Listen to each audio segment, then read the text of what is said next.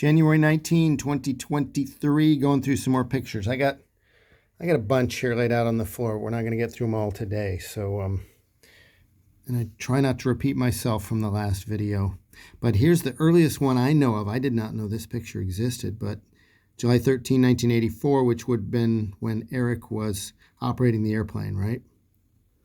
Tug, it's in the hangar. Looking there, all in one piece with the stock motor. Runs. Life is good, right? So here's a shot at an air show or something to the right. So there's an engine start. I can see the fire bottle down to the left by the guy in the blue, blue outfit. Some smoke coming out of one of the stacks. The propeller appears to be turning, and if you look past the tail of it, of the Sea Fury, it's there's smoke there, and it looks like that could be a T6 aft of the tail. And to the left is a pit special. Above the pits looks like two engines, maybe an albatross. Two high engines. Definitely could be something like an albatross. So there it is, working operational in the 80s, mid-80s. Happy. Then I think there was engine troubles, and that's when they decided to go racing. So I'll show you a couple here, but I've covered this in the last video. Most of these pictures. I raided my brother's cabinet and found these pictures. He got them from Larry Burton early on in the project. He went to Phoenix and visited, or transitioned through Phoenix, I think, and managed to stop and chat with Larry and his wife for a while, and Larry gave him some pictures to take. So anyway, here it is now, sitting out in the weeds. This to me looks like it's ready to go to its next fate. And then behind that is the ones we've seen already, covered already in the other video. Two more from the disassembly, and I may have shown this last time. Drop tank in the front. That's an original Sea Fury oil cooler. These look to me to be fuel cells, although I don't know where they go. Maybe they were leading edge fuel cells, because there's not that many. And that could be a leading edge. I didn't realize that there would be, well, there wouldn't be wet wings because it's a war airplane, right? So if you took some shrapnel, you'd want a self-sealing tank or something like that. Anyway, it's my non-military opinion. It's a leading edge intake. And to the right of that is, those look like main landing gear doors to me.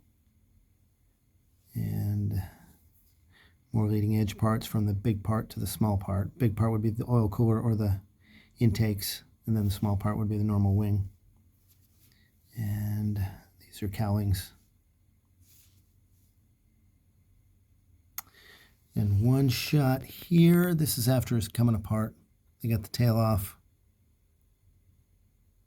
And the pictures I show, which we're not going to get to today, but they're pulling the center section. They do this, and then they pull the center section. And interestingly enough, the front cowling stays on it a long time in the rebuild process. They've got the tail rebuilt and put on the airplane, sitting on its landing gear again, and the front canopy is still on it, the front windscreen. So I wonder when they made the call to move to the back seat. And would they have been in much better shape if they had just worked with what they had up front? So we'll get into two things, cowling and windscreen in the other order. Here's a cool shot of Larry in the hangar holding on to the front windscreen that he's made. It's painted there.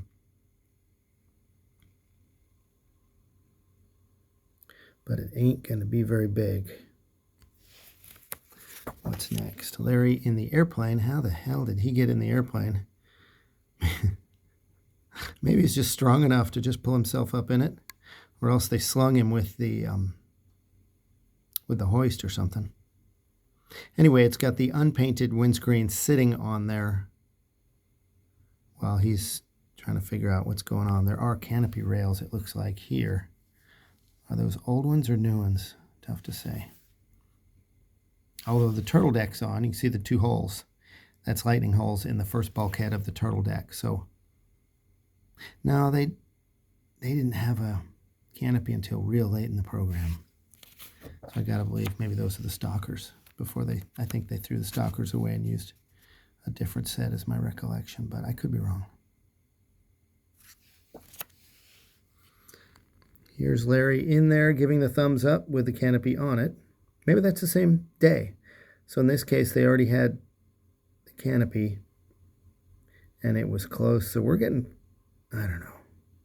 I was told that that canopy got that raised bubble in the back because you couldn't close it over the pilot's head because it was just too small. And they said, just make a new canopy and send it to us. Jack that thing up a few inches and mail it to us. Do whatever you got to do. And that's what they got. And a shot of said canopy. Sorry, reflections are tough to see with this this old picture, but it's dated July 9 of 87. So there you go. So I've got more photos that come out with dates on them from August through Reno, mid-July, mid-September, which we'll get to next time. So you're July, August, September. You're 6 weeks from flying, and they're working on the canopy for sure.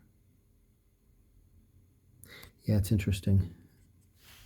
Anyway, we talked about the cowling previously and how the A26 cowling didn't really fit, and I'll show you why. This is the A26 cowling mocked up, or they've got it stuck on there, and I guess it's blocked underneath. They got blocks and maybe a 4-jack or something to hold it up, and they're doing the first look around. Wonder if that sucker's going to fit.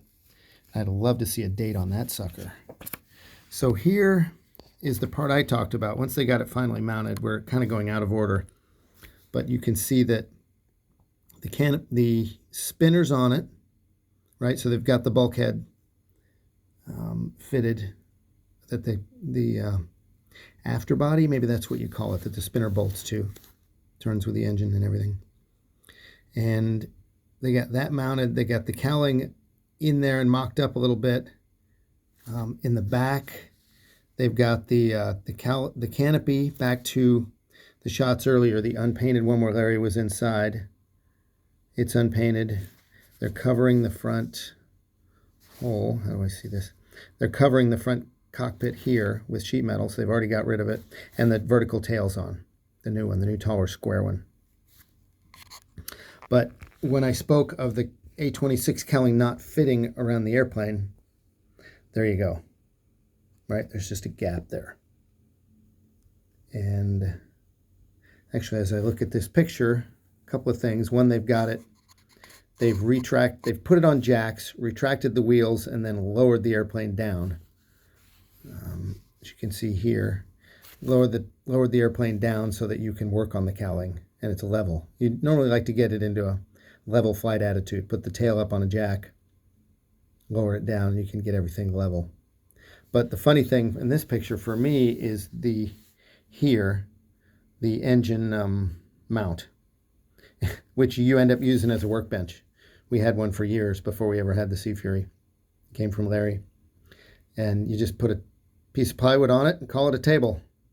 And damn if it isn't stout, because they are hard to move. You can climb in there. I used to be able to climb inside the motor mount and lift it up with one hand on each side, and I could just carry that sucker around the hangar. And let's see what else we got. Same side, test engine hung, just the gap. And they'll fill this gap with just a straight piece. So here's, I think we're going backwards now a little bit of them jacking with it.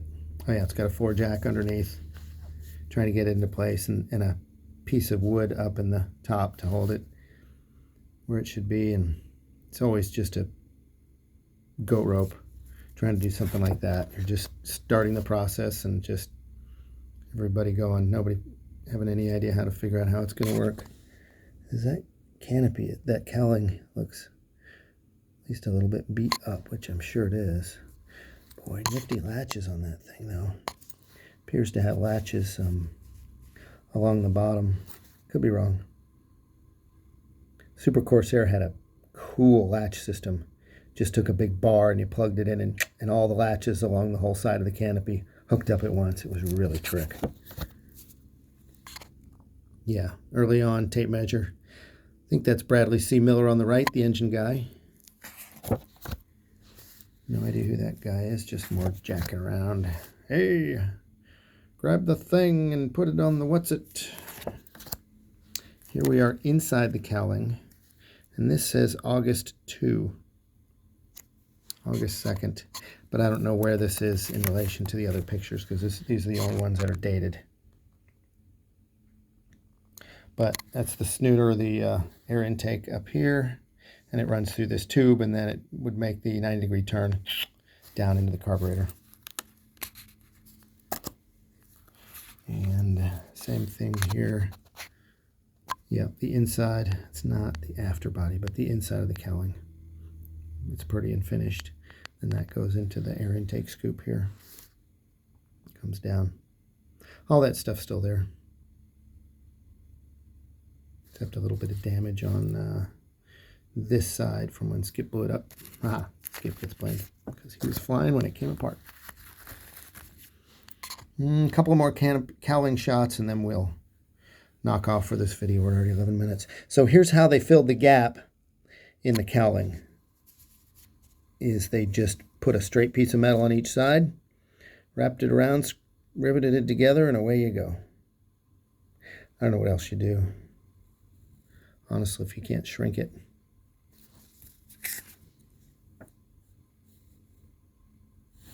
Same thing. I just have vivid memories of this piece. I wonder if it's still around. This ring on the back, because we used that ring on the back when we cut the cowling apart and made it shorter. Interesting. I wonder if it's... Did we make it shorter, or did they rivet all these pieces on the back and make it long and huge? And then we unriveted it and made it in sections. That's more likely, because it doesn't look very long in this picture. But they built a very big-ass long cowling. And there's Larry. Rolling up, somebody in a tie. Watch out. Management. Management is in the house. A couple more shots here. And then we'll knock off. Out in the daylight. You can see Larry in the background looking at the airplane. That'd give us a timing. Anything over here of interest? Oh, propeller. Sitting on a stand, ready to go. And one more shot with Larry in it as they're jacking around. So interesting, this one is not on the airplane. They've got it, maybe this is where they did the test work. They've got it on a stand, which we had that stand for years. It was painted light blue. I think it's the same stand. And it was just an engine, just that stand that was there, but light blue. You could hang a motor mount on it, and you could hang an engine on it. Although we did hang an engine on it at some point, and it flexed quite a bit. Made me nervous.